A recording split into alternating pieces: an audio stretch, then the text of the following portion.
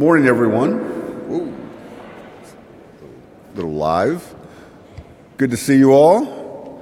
Thank you for coming out on this cold day.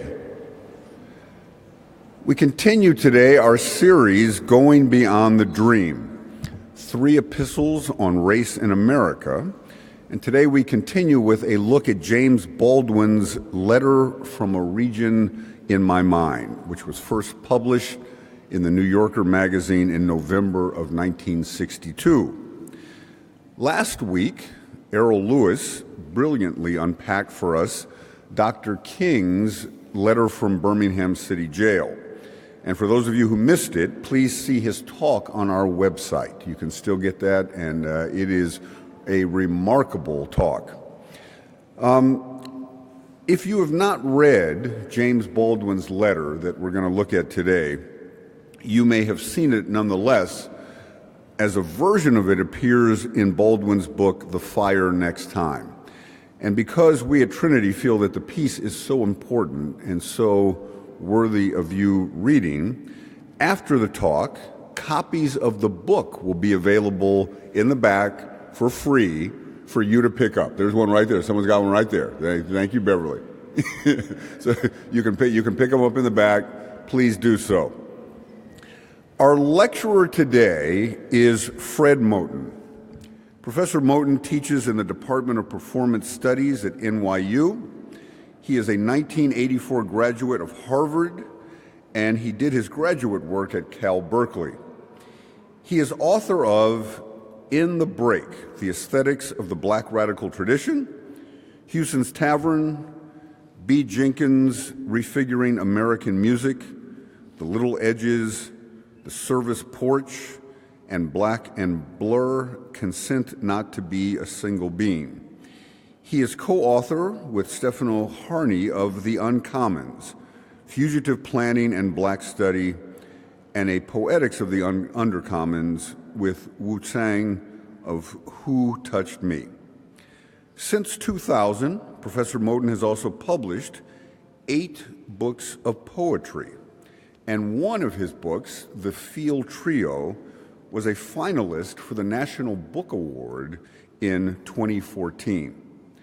The current issue of Harvard Magazine has an extensive profile of Professor Moten and says, quote, "He is that rare literary figure who commands wide and deep respect in and out of the academy, and who blurs the line between poetics as a scholarly pursuit and poetry as an act of rebellious creation, an inherently subversive activity." Okay, so that's all the standard biographical information, and that's all good stuff. But I want to say personally that Fred Moten has been my friend for more than 30 years. Can't believe I can actually say that now, that I can say I have friends for 30 years. He's been my friend for more than 30 years, and he is, and I say this without qualification or hesitation, simply the most well-read person I know. He is. You're going to find that out in just a minute. Additionally, Fred brings a sensitivity of insight that is breathtaking. At dinner with him several weeks back, Fred asked me, "Phil, how did you know when you asked me to do this that I've been sitting with James Baldwin for the last decade?" Now, when Fred says that he's been sitting with someone or something or an idea, that's his shorthand for meaning nothing less than he's been focusing some part of his formidable intellect on it. And I think we are going to find out what that means. Professor Fred Moten.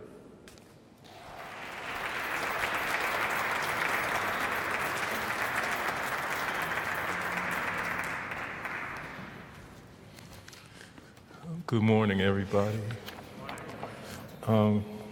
It's a pleasure to be here with you this morning and to share with you 2 of my favorite passages in the work of the great James Baldwin. One from his extraordinary essay, Down at the Cross, Letter from a Region in My Mind, and one from a text written after that, but written as if it were that passage's explanatory preface.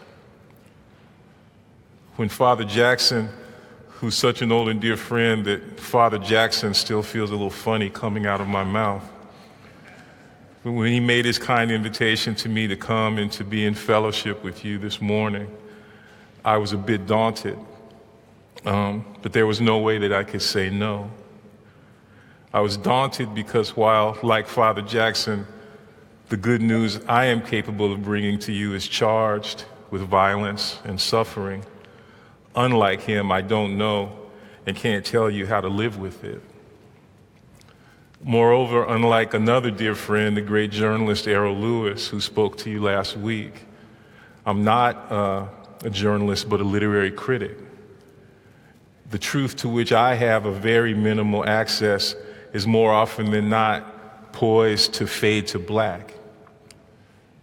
This is why part of what goes with the job of literary criticism for many of us is an imperative constantly to apologize for what we're about to say. Quite often we antagonize or agonize our audiences by taking a perfectly lucid bit of someone else's writing and placing it under such scrutiny that it begins to blur or hide or run away. We don't clarify things, we render them opaque. Though in our defense, we like to believe that we reveal an opacity that was already there. So I apologize for what I'm about to do to you. And perhaps I should apologize to Baldwin too. It's just that he's the one who teaches us to look so closely and with such devotion and with such love that we begin to see through what we thought we'd seen. The beauty of his writing, his prophecy, his seeing, is that it troubles its readers, not only to look for themselves and in a sense through themselves, often to the point of being beside themselves. To be beside oneself with such devotional looking is to practice, in this regard, a kind of selflessness. Though it is the ending of this passage that is usually and justly remembered, I ask you to pay particular attention to what happens at the beginning, particularly in the emphatic repetition of a question Baldwin asks, and in his description of the context, and to look also at the description, his description of the context of that asking. And this is from really the last page or so of Down at the Cross. So Baldwin writes, "When I was very young and was dealing with my buddies in those wine and urine-stained hallways, something in me wondered, what will happen to all that beauty? For black people, though I am aware that some of us, black and white, do not know it yet, are very beautiful. And when I sat at Elijah's table," and he's referring to the Honorable Elijah Muhammad, the founder of the Nation of Islam, who he writes about earlier in the essay. When I sat at Elijah's table and watched the baby, the women, and the men, and we talked about God or Allah's vengeance, I wondered when that vengeance was achieved, what will happen to all that beauty now? I could also see that the intransigence and ignorance of the white world might make that vengeance inevitable, a vengeance that does not really depend on and that cannot be prevented by any police force or army.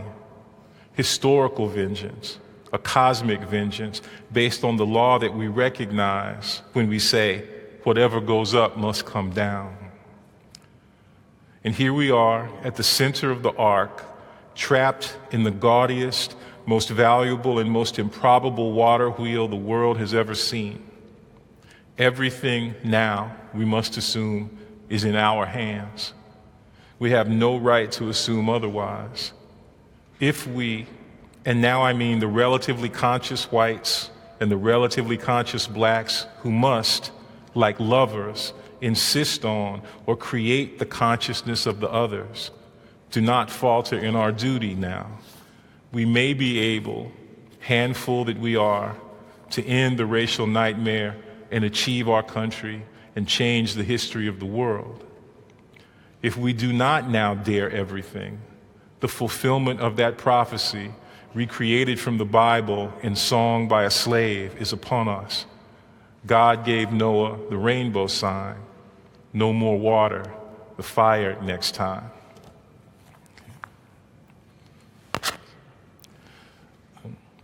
The trouble with reading and trying to talk about Baldwin is that the writing is so clear and so beautiful that, again, you feel embarrassed about trying to talk about it.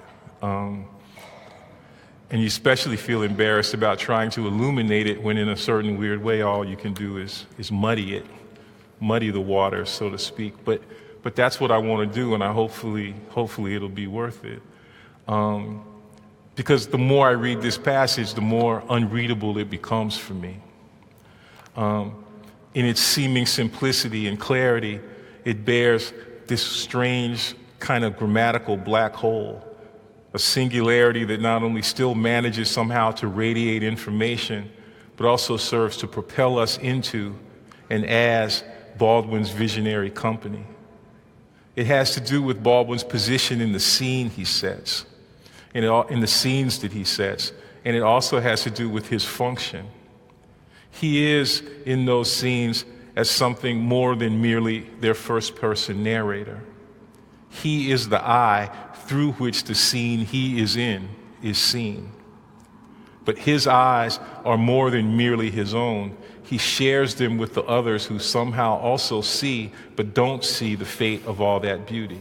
Again, he writes, "When I was very young and was dealing with my buddies in those wine and urine-stained hallways, something in me wondered what will happen to all that beauty." Okay. I think the trouble comes with the word "that," as in that beauty, which in its work as a kind of substitute for this, okay, implies Baldwin's observational detachment from that beauty that he had, with the previous words, so carefully placed himself within. He's there with his buddies, right? But he says, what will happen to all that beauty? As if the beauty that he himself were a part of, now he as a narrator is detached from. Okay? But see, what seems to me so deep and beautiful about Baldwin, particularly the way that he looks at black people, is that every time he writes about looking at black people, he writes from the perspective of looking with black people. This might seem to be a small thing. Okay? It might seem a small thing for a writer, for anyone who bears or has a public responsibility to have the capacity to look with that which he is also looking at.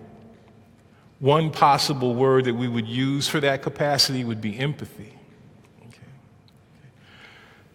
But we know now, at this particular moment, in the light of the news of certain formulations that have just been uttered from within the Twitterverse, right? We know that that empathy to look with, while at the same time, that capacity to look with, while at the same time being also looking at, is the key to anything like the capacity we might have to save the world in that way that Baldwin describes for us at the end.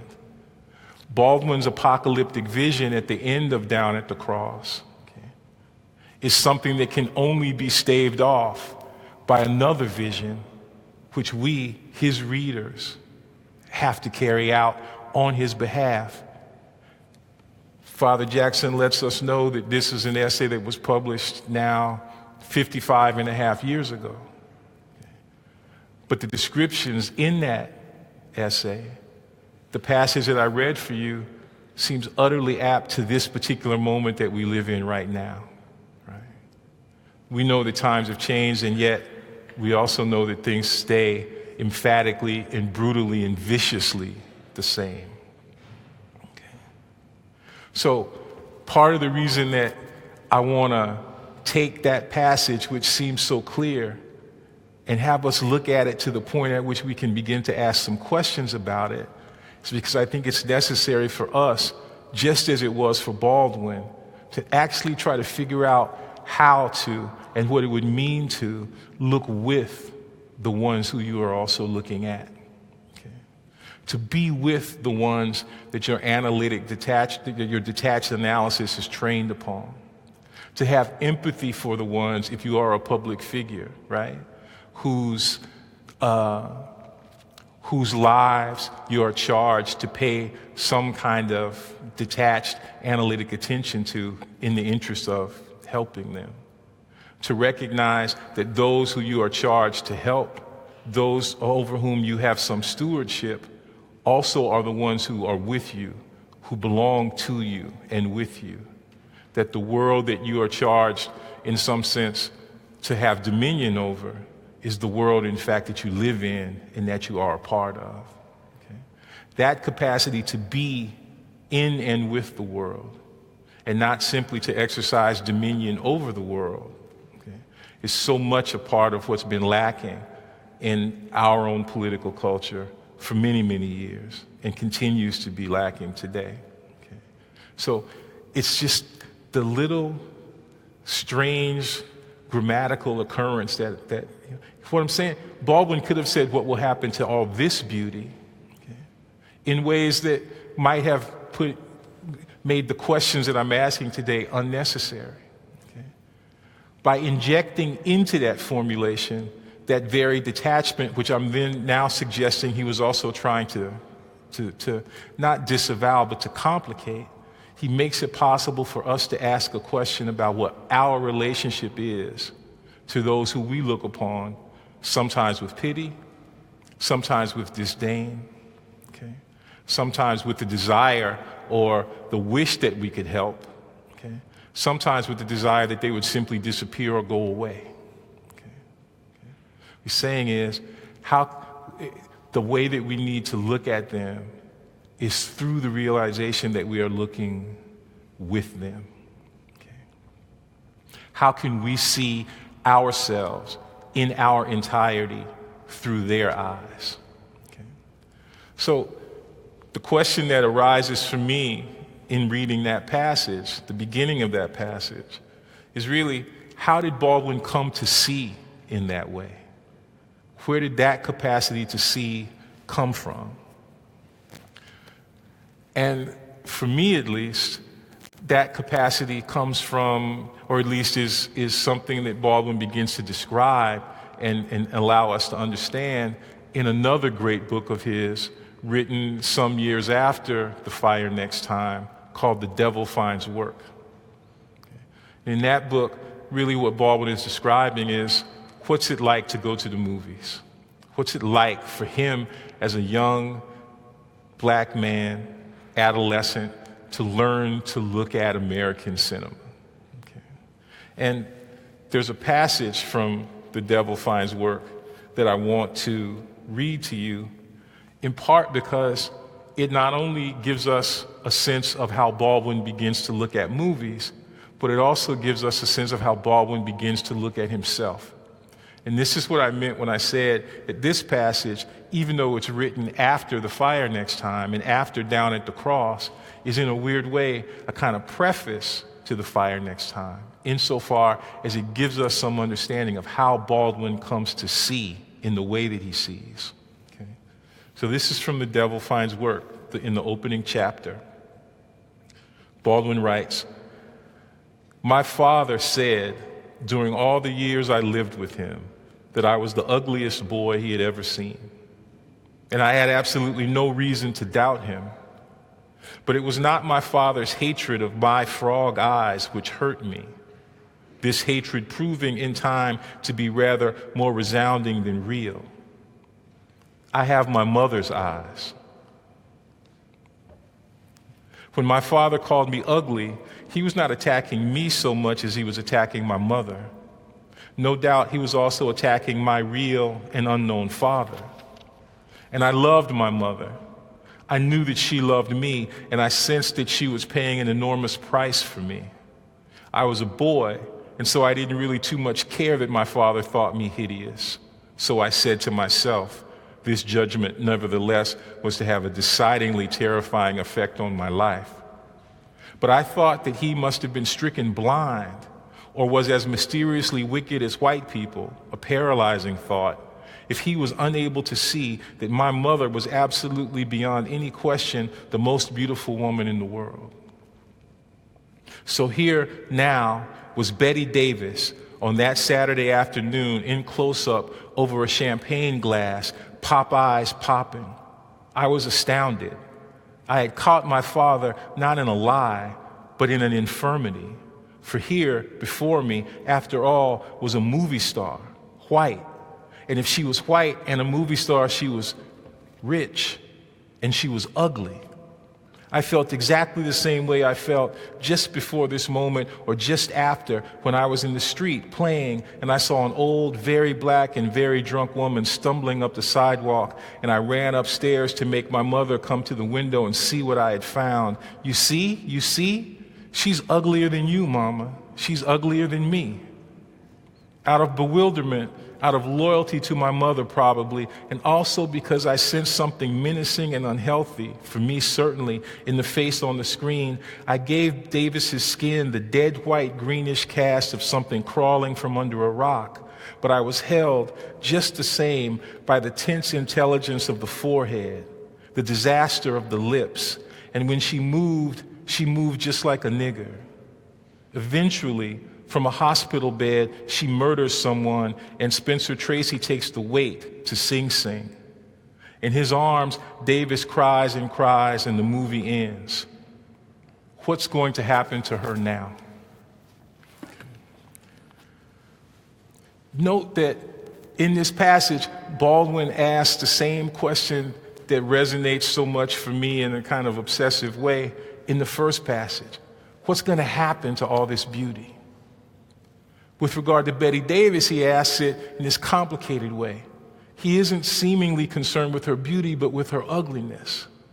But what Baldwin is also letting us know in this passage is that Betty Davis's supposed ugliness is inseparable from his mother's beauty. Remember? Even at that moment in which he says to his mother, "Come look at this black woman, she's even uglier than us," he's got this consciousness of his mother as the most beautiful woman in the world. This capacity, even as a young child, to begin to parse out the intensity of this relationship between ugliness and beauty, between the way they see us and the way we might come to see ourselves, right, is the hallmark of Baldwin's genius. And when Baldwin begins to figure out the capacity to see, when he begins to grow into the capacity of his own eyes, he also lets us know that his eyes were his mother's eyes, that in some sense his eyes were Betty Davis's eyes, right? That I don't mean to invoke that old very bad song, right? But what I do want you to do as you go back home and with your newly given, received copies of The Fire next time, is to get on YouTube, right? And just look at maybe the first 10 minutes of this great Baldwin, great documentary about James Baldwin called The Price of the Ticket. The opening montage has a series of cuts from interviews that Baldwin's given. And while you do that, also take the opportunity to look up some old Betty Davis performances from something like a horrible but still great film called Jezebel from 1938, or any of those great films, even All About Eve. Look at the way she uses her eyes. Okay?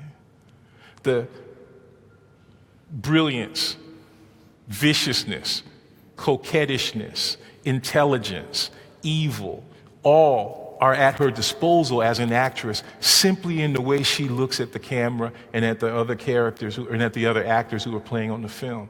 And then when you look at those interviews of Baldwin, look at the ways sometimes that he looks at Dick Cavett, right? Or at William F. Buckley. When Baldwin speaks, when he preaches, he uses his eyes in that same deep, intense, performative way that Betty Davis does. So that when I say that Baldwin has his mother's eyes, and when I say that he has Betty Davis's eyes become part and parcel of his prophetic character.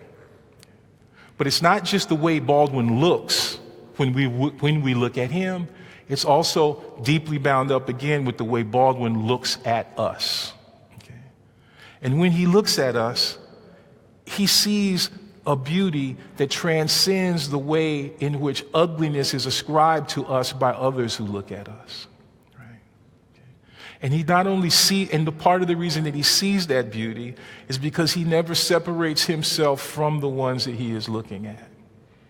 He doesn't separate himself from them when they are being looked at, but he doesn't separate himself from the specific, rich, and deep ways that they have developed to look at themselves and at one another. Okay? Okay.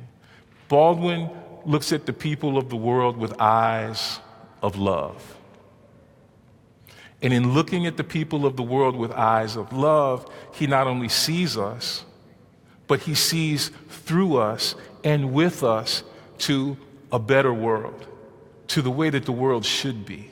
Okay? He sees us not only as we are, but as what we can be and what we should be. Okay? So it is this prophetic vision, okay, in Baldwin's work that is, for me, so literally bound up not only with the way he looks, but also with the way he looks, right? Okay. And so, again, as you go on about your business today and in the rest of your days, please take the opportunity as you encounter people, some of whom you want to see and some of whom you don't. Okay? Please take the opportunity not only to look at them with love, but to look with them, right? And through them and through their eyes to another vision of this world. Thank you.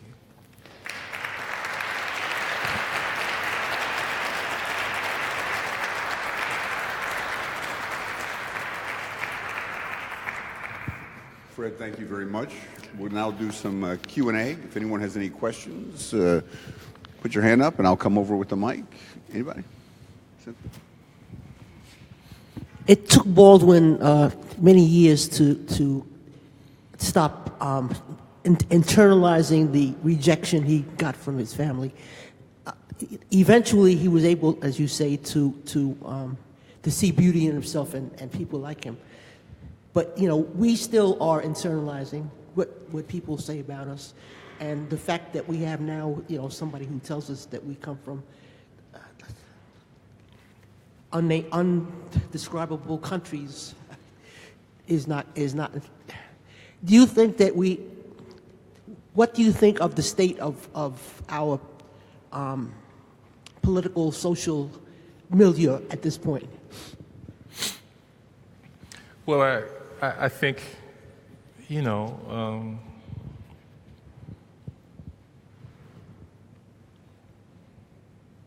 it's a political culture which is in many ways defined by a kind of willful blindness. Okay. When Donald Trump said what he said, he didn't say it because he knew. It wasn't an expression of knowledge. It wasn't something that was empirical. It had nothing to do with anything that he had seen, right? Okay. It was, he blurted out, in a willful way, the ignorant ravings of people who, it was the ignorant raving of a person who doesn't know, okay, and who acts out of an absence of vision, right? Not just an absence, but a refusal, okay? So the question that we have to ask ourselves continually is, how did we get to the point at which, how did we get to the point of having a political culture in which it's actually possible to elect such a person? And I think the disturbing answer to that question is that we didn't just get to that point.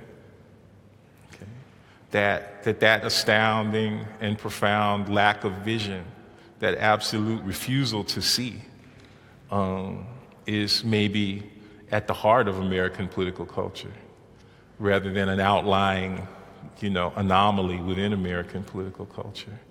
So, we have a lot of work to do.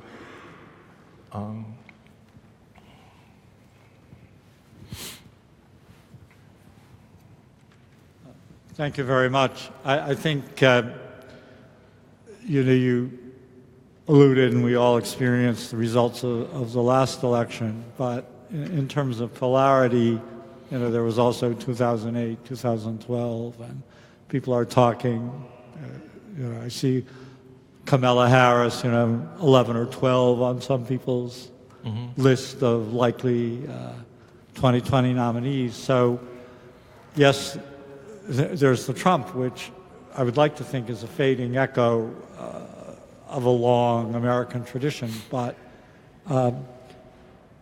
isn't 2008 and 2012 also part of the picture, and what would you say about the polarity? Well, so we remember, I don't usually get this close to Wall Street because I'm scared. There's monsters over there. But one of whom was named Lawrence Summers, right? Who was the original, I believe, Secretary of Treasury under President Obama.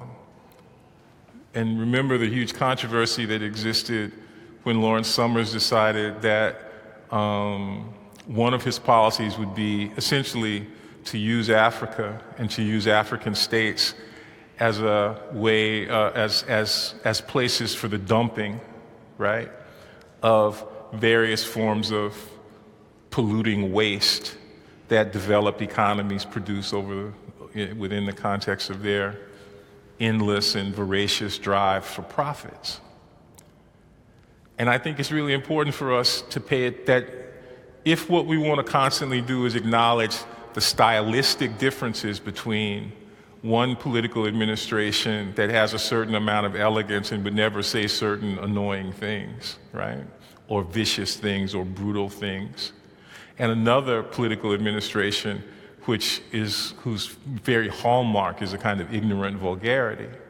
I think it's important to acknowledge that distinction. It's also important to acknowledge the commonalities between one political administration which literally calls African countries toilets, and another political administration which wanted to use, as a matter of policy, African countries as toilets. Okay? Those are facts. And I think it's really important to acknowledge those facts. I sit here and I stand here today, and I don't think I've said anything that would give you anything other than the impression that I think Donald Trump is a disaster. It's just that he wasn't the first disaster. He's an extension of something disastrous, which, is no less disastrous if the face of it is black than it is if the face of it is white. So when Baldwin implores the relatively conscious of us, right, the relatively conscious whites and the relatively conscious blacks, to begin to envision the world and the earth as something other than a toilet, right? That is inhabited by something other than waste, right? He's speaking in general to American political culture that can't be reduced simply to the monstrous figure that we have to look at every day now, right? It's deeper than that.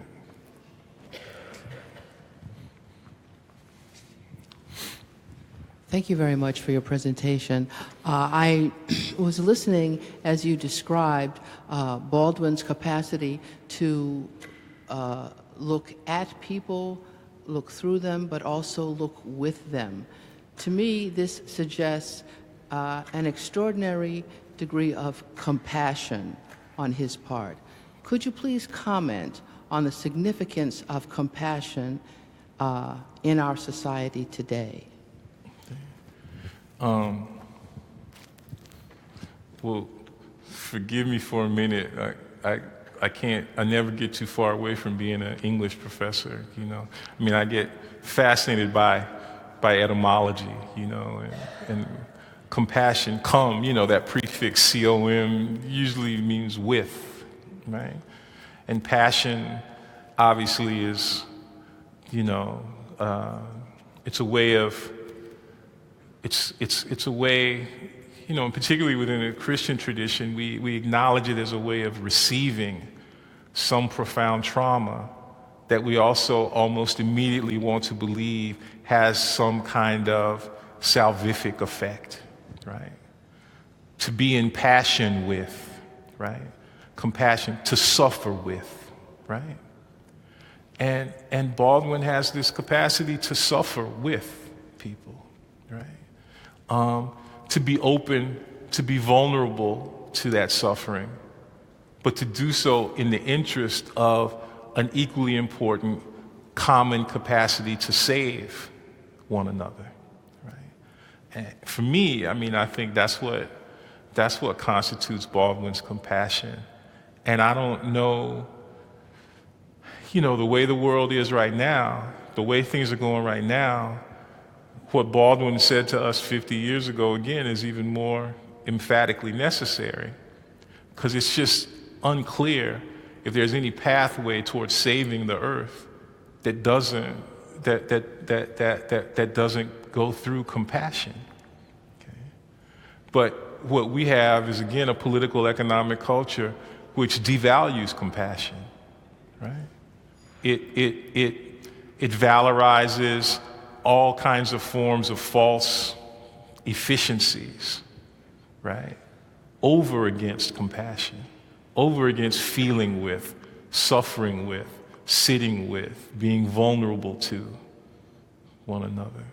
So, there's a great German political philosopher named Hannah Arendt who wrote a letter to Baldwin after Down at the Cross was published in the New Yorker in November of 1962.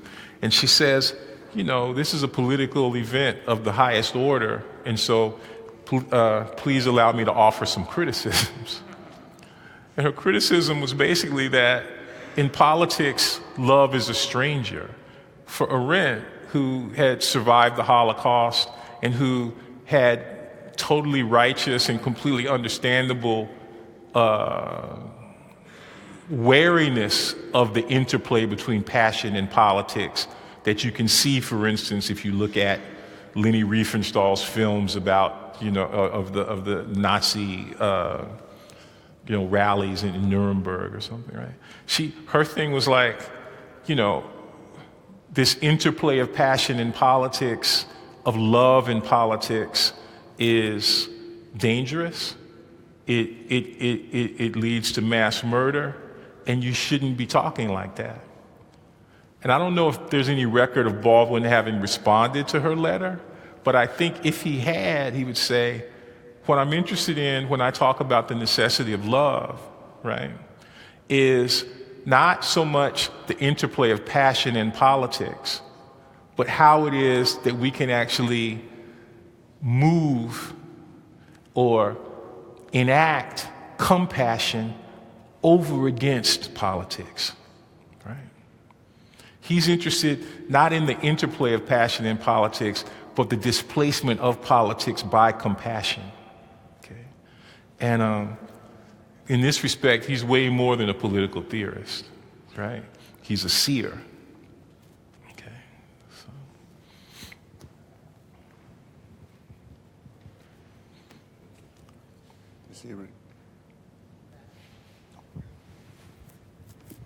Hi, I just have a comment. I am a alum of UC Berkeley, undergraduate, and my field was English literature, so I studied Chaucer, Shakespeare, so forth. But I think one of the most profound courses I took was a course in James Baldwin. I do not remember my professor, but it just sort of turned me inside out, upside down, and read everything. And then I further explored the whole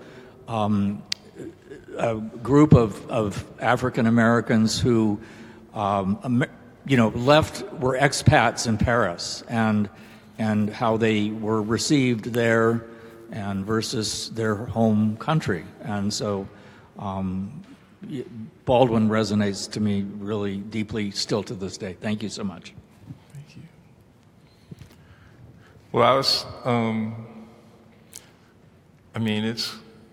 That's nice to know that English classes can still have that effect, you know. Literature is supposed to mess you up, you know. You're supposed to be different after you read it, you know. And often the way literature gets taught, the teaching of it sometimes suppresses literature's capacity to mess you up, to transform you, you know. So I'm happy to know that at Berkeley something went right. When I think about Baldwin as an expatriate, as an exile in some way, I think about it too, not only in the sense of his having moved from New York to Paris, but even his having moved from Harlem to the Village, you know, as a young man. And I think there's this really intense way in which Baldwin was kind of never at home in the world, even in Paris, even in Switzerland when he was writing Go Tell It on the Mountain, even in the south of France. He had this house in a little town called Saint Paul de Vence. And it's funny because writers talk about this almost required pilgrimage that young black writers took to Baldwin's house in France and how welcoming he was, right? And I was thinking about this a lot because I read an article a few weeks ago in the New York Times that house is being sold to developers and that it will no longer be, you know, a place of pilgrimage in that way. But Baldwin always welcomed people to his house. There's a sense in which he recognized that the only actual justification for owning a house is the constancy with which you give it away, right? And how you open it to other people. He kind of, even in the context of maybe this deep existential homelessness he had, he never let that get in the way of this deep capacity for hospitality, you know? And yeah, so he remains a model for us, I think, in this way. Fred, I have a question for you. Last week we had Dr. King, this week Baldwin, next week we're going to look at Thomas Merton.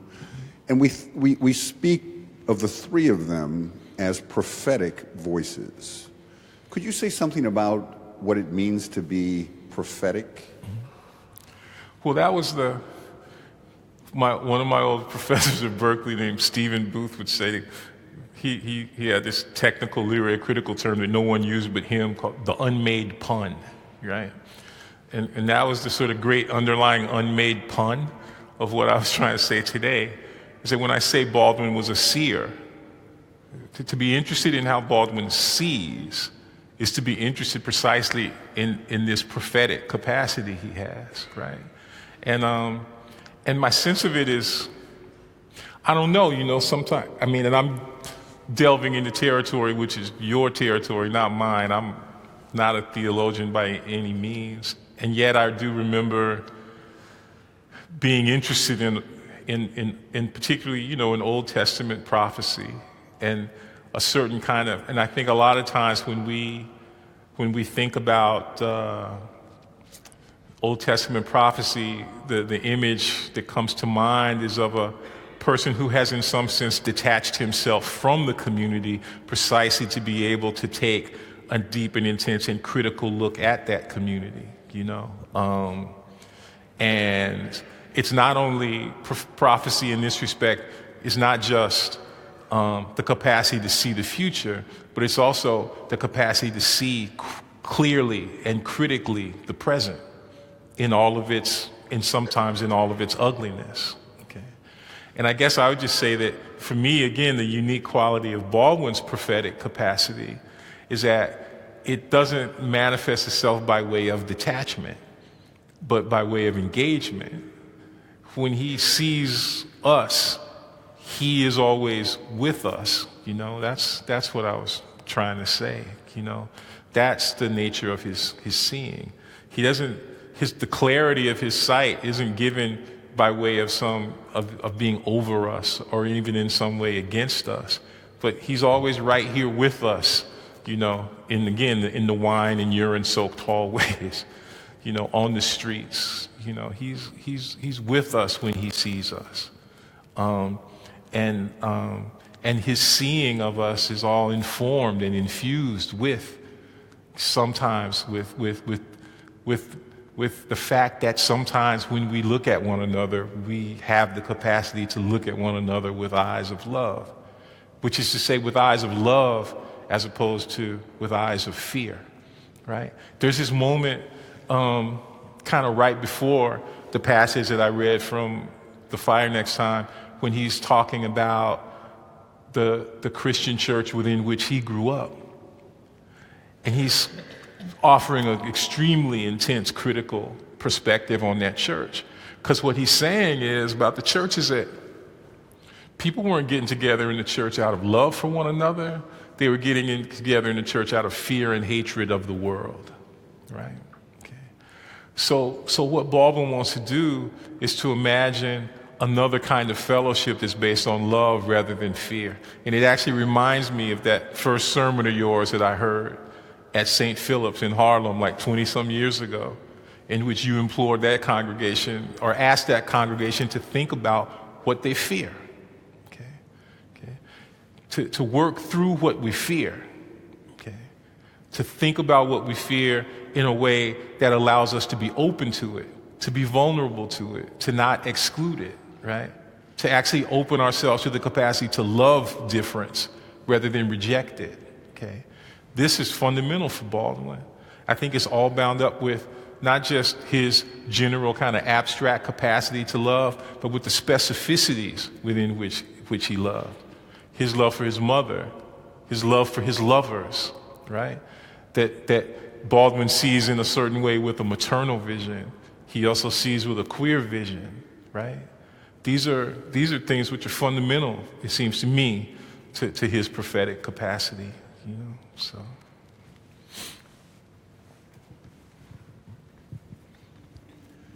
Yes, thank you. You talked about people of relative consciousness, and I couldn't help but think about Dr. King, because, you know, there's this idea of calling whites and blacks and all people together to consider these ideas and the things that you're talking about. There was a hopefulness about Dr. King. There was a, we'll get there. I was wondering, could you contrast James Baldwin with that, and also what was their relationship like, or were they even well? Well, if you were able to see, you know, the really interesting movie that great Haitian filmmaker named Raoul Peck just did on Baldwin. I mean, he writes about, Baldwin writes at length about his relation to Dr. King's vision and their friendship, which was close and intense as a function of the work that they did together. I mean, you know, again, it kind of all has to do with seeing and with vision, okay? I remember, I mean, you can't help but be fascinated and sort of awed by the fact that one of Dr. King's most famous speeches, you know, the Been to the Mountaintop speech, which is like uttered, you know, less than 24 hours before he was killed, that the climax of that speech is this moment where he says, "I may not get there with you." Okay. And I thought about that a lot. One way to think about it is that he had some prophetic understanding of his own death, you know, and that death might in fact be imminent. And I'm sure that that's part of it. Okay. But what if there's like a larger philosophical formulation embedded in that, right? Which is that what it means to say, I may not get there with you, but that we as a people will get to the promised land, might have to do with the fact that the promised land, this vision of an alternative world, of a beautiful community, is of necessity communal, right? That it's not something that I could ever get to. It's only something that we can get to, right? So that in this respect, part of what it is that King is doing and part of what it is that Baldwin is also constantly doing is saying that there's something fundamentally, necessarily communal, right, about our most profound and our most beloved social aspirations. Nobody can get there themselves.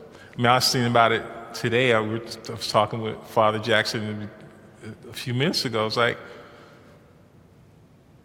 giving the talk is a horrible thing to have to do, especially if you're talking about something interesting. And the only recourse that you have is to get to the Q&A as quickly as possible, right? Because my access to what it is that I'm trying to say is so minimal. The language that I have to try to describe it is so warped and distorted. You know, it's just a way of propelling yourself into the fellowship of dialogue. I can't understand what's going on in Baldwin, but we can, you see? Yeah. So. Ladies and gentlemen, Fred Moten.